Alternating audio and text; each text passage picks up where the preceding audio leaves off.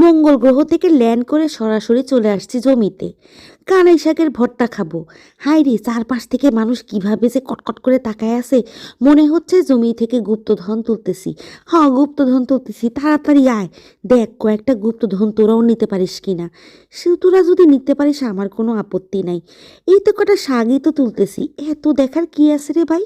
চারপাশ থেকে কি তোলেন, কি তোলেন, কেন তোলেন, কি করবেন, কিভাবে রান্না করবেন, কেন খাবেন, এত প্রশ্নের উত্তর তো আমি দিতে পারবো না।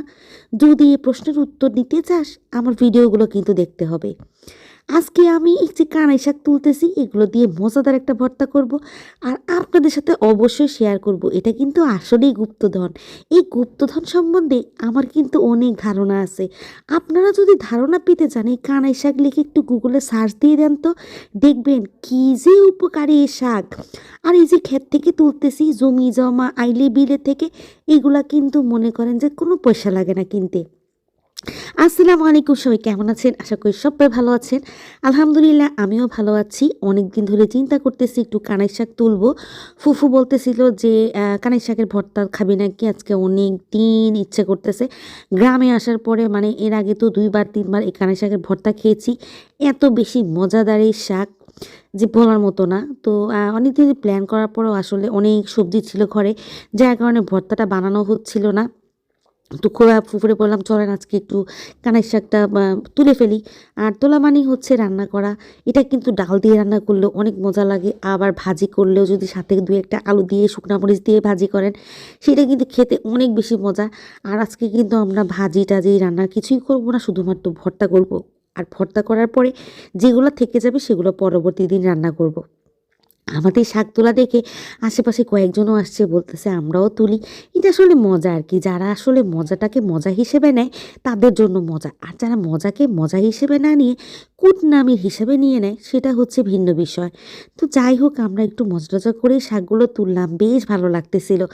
গ্রুপ করে যদি জমি জমাতে গিয়ে শাক তোলা হয়, সেটা যে কী আনন্দ সেটা বলে বোঝানো যাবে না। আর কানাই শাকের ভর্তা একবার যদি গরম ভাত দিয়ে খান না, মনে হবে আরেকবার খাই, আরেকবার খাই। কি যে টেস্ট! তো যাই হোক, শাকটা তুলে এনে শুকনা মরিচ টেনে নিলাম অনেকগুলো, আর শাকগুলো বেছে নিয়ে ফুফুরে বললাম পুকুর থেকে ধুয়ে নেন। ফুফু এগুলো ঝেড়ে ঝুড়ে চেলে চুলে কীভাবে পুকুরে পানিতে ধুয়ে নিচ্ছে। ধুয়ে নেওয়ার পরে তারপরে হচ্ছে চলে আসছি ভর্তা বানানোর জন্য। অন্যান্য রান্না আজকে কিছুই করব না, মাছ ভিজিয়েছিলাম।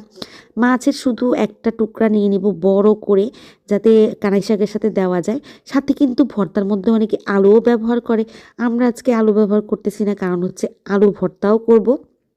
আজকে শুধু কানাই শাক, আলু ভর্তা আর ডাল। আর ছেলেরা যদি না খেতে যায়, ওদের জন্য ডিম ভাজি করে দেব। তো মাছখানা ভেজে নেওয়া হচ্ছে একদম এপিট ওপট করে, একদম ফুফু চেপে চেপে মাছ ভেজে নিচ্ছে মচমচা করে। আর কানাই শাকগুলো ধুয়ে টুয়ে এই যে এখন সামান্য তেলের মধ্যে মাছ ভাজার যে তেলটা ছিল না, একদম এতগুলো তেল না, অল্প তেল, এটার মধ্যেই কানাই শাকগুলো ঢেলে দেওয়া হচ্ছে। দিয়ে এরপরে আস্তে আস্তে করে ফুফু নাড়বে আর ভেজে ভেজে তারপরে হচ্ছে তুলে নিবে। একদম দেখেন, অনেকগুলো আগুনের জালে কিন্তু দিচ্ছি না, অল্প অল্প আঁচ পড়তেছে, অল্প আঁচে সময় নিয়ে তারপরে দিচ্ছি। এখানে কিন্তু হালকা অল্প লবণও দিয়ে দেওয়া হয়েছে। শাকের মধ্যে না যদি লবণ দিয়ে দেওয়া হয়, চুপ করে শাকটা একদম অল্প হয়ে যায়, লজ্জায় লজ্জায় আর কি। তো যাই হোক, এই যে শুকনা মরিচ, এখানে অনেকগুলো শুকনা মরিচ নিয়েছে ফুফু। আমি বলতেছি ফুফু গো, আজকে তো আপনি মরিচ খাওয়ায় আমাদেরকে মেরে ফেলবেন। ফুফু বলছে আরে নাই, মরিচের ঝাল নাই, আসলে নাই, মরিচের ঝাল নাই। তো ফুফু মরিচ বাটতেছে, বললাম ফুফু সাথে একটু পানি অ্যাড করেন, বলে না, শাক যখন দিয়ে বাটা দিব তখনই দেখা যাবে যে মানে পানি উঠবে, আর পেঁয়াজ দিব তখনও পানি উঠবে। এখন যদি ভর্তার মধ্যে পানি দিই তাহলে ভর্তা নাকি লেতর লেতর হয়ে যাবে। এটা ফুফুর ভাষা আর কি। তো লেতর লেতর মানে যেটা বুঝলাম যে পানি পানি হয়ে যাবে আর কি। তো যাক, শুকনা মরিচ কিছুক্ষণ বেটে নিয়ে তারপরে হচ্ছে শাকগুলো বেটে নিতেছে। যা চমৎকার একটা স্মেল আসতেছে না, এই কানাই শাকটা কিন্তু পথে ঘাটে অনেক জায়গা হয়ে থাকে। আপনারা যারা চিনেন তো চিনেনই, আর যারা চিনেন না তারা চিনে নেন। আর কার অঞ্চলে এই শাকটাকে কী নামে পরিচিত, কে কী বলে ডাকেন, অবশ্যই কিন্তু কমেন্ট করে জানাবেন। অবশ্য জানাবেন না সেটাও আমি জানি, কারণ আমরা তো আর ভাই বড় সেলিব্রিটি না। বড় বড় সেলিব্রিটিদের ভিডিওর মধ্যে কত রকমের কমেন্ট আসে, আমাদের এখানে কমেন্ট করলে করে দারুণ, বেশ সুন্দর। এর চেয়ে সুন্দর একটা কমেন্ট কেউ করতে চায় না।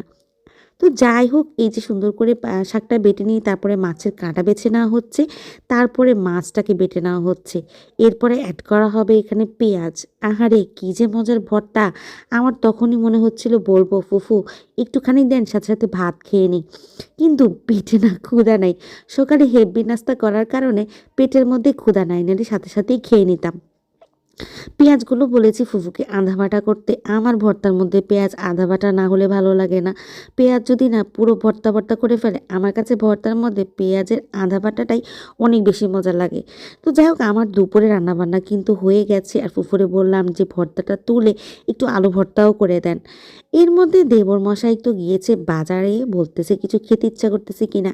আমি তো আসলে আমার যে বললাম পেট ভরা, কিছু খাবো না। তো আমার দেবর মশাই কিছু মিষ্টি নিয়ে আসছে, আনার পরে মিষ্টি খোলা হচ্ছে, মিষ্টির সাথে দেখি পরোটা। আইরে এটাই মানে খাবো কি খাবো না, কি করব কিছুই বুঝতে পারতেছিলাম না। মিষ্টি দেখে তো লোভও সামলাইতে পারতেছিলাম না। তো একটা মিষ্টি খেয়ে নিয়েছি, পরোটা খাওয়া এখন সম্ভব না, কারণ পেট তো পুরোপুরি ভরা। সবাই মজা করে পরোটা দিয়ে মিষ্টি দিয়ে খেয়েছে, আর মিষ্টি খাওয়ার পরে মনে হচ্ছিল তাড়াতাড়ি করে গরম ভাত খেয়ে নিই ভর্তা দিয়ে। আপনারা মানে এই ভর্তা বা রাস্তায় ঘাটে জমিনে সব জায়গায় টুকানো যে লতি শাক এগুলো পাওয়া যায়, এই ফ্রেশ ফ্রেশ জিনিসগুলো না যতটুকু সম্ভব খুঁজে খুঁজে খেয়ে নেবেন। এটাতে শরীরের জন্য কতটা উপকার, এটা খেলেই বুঝতে পারবেন। তো আজকের মতো বিদায়। কেমন লাগলো ভিডিও অবশ্যই জানাবেন।